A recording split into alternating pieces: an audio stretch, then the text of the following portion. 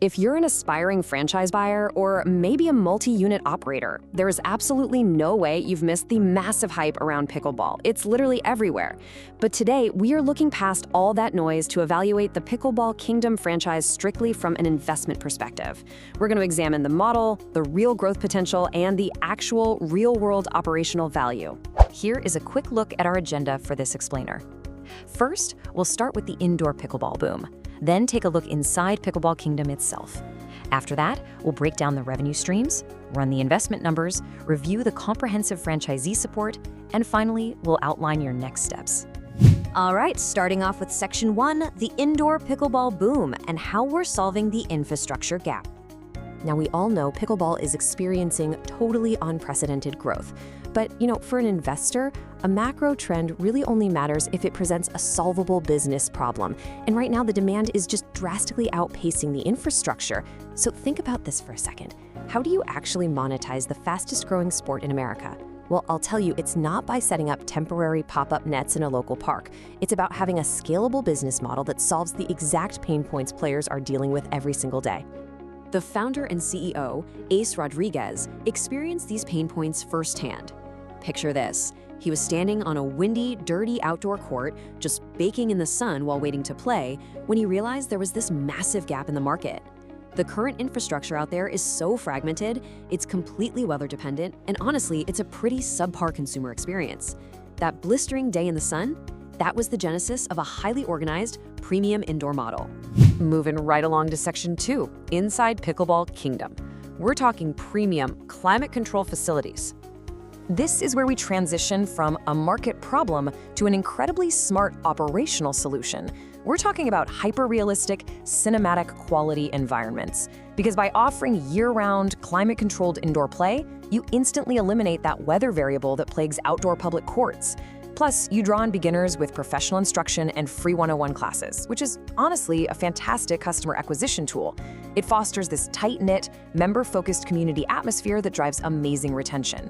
And from a real estate standpoint, the model is incredibly adaptable. You can do single or multi-unit development, and you can either retrofit existing spaces or just go for brand new builds.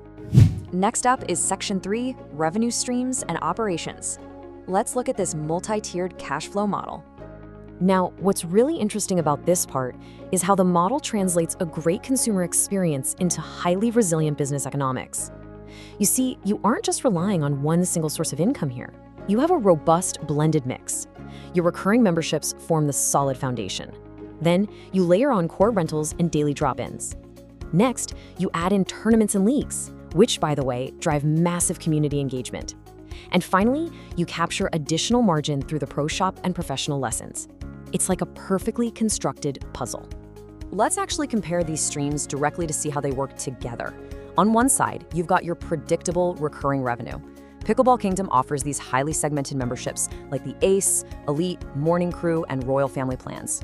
Each one is tailored to totally different user behaviors to really maximize retention. Then on the flip side, you have this great high-margin variable revenue. You're capturing the casual player with $15 to $20 visitor drop-in fees, $10 premium paddle rentals, and ongoing pro shop sales. This dual approach acts kind of like a financial shock absorber. It beautifully balances the stability of a health club with the upside scaling of daily retail. All right, let's get into Section 4, investment by the numbers, where we unpack the unit economics. Let's ground this in some verified financial realities so you can truly evaluate the capital requirements. Your initial franchise fee is $49,000. And for the total investment range, you're looking at somewhere between roughly $950,000 and just over $2.1 million, which obviously leans heavily on your specific real estate choices. To qualify for this, you're going to need a net worth of $1 million and $300,000 in liquid cash.